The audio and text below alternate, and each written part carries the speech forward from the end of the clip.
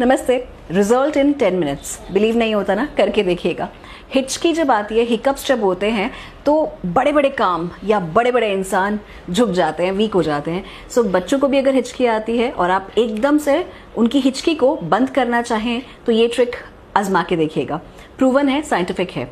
आप किसी की हेल्प से अपने दोनों कान बंद कर लीजिए अच्छे से और फिर उसके बाद आप एक गिलास पानी पीजिए।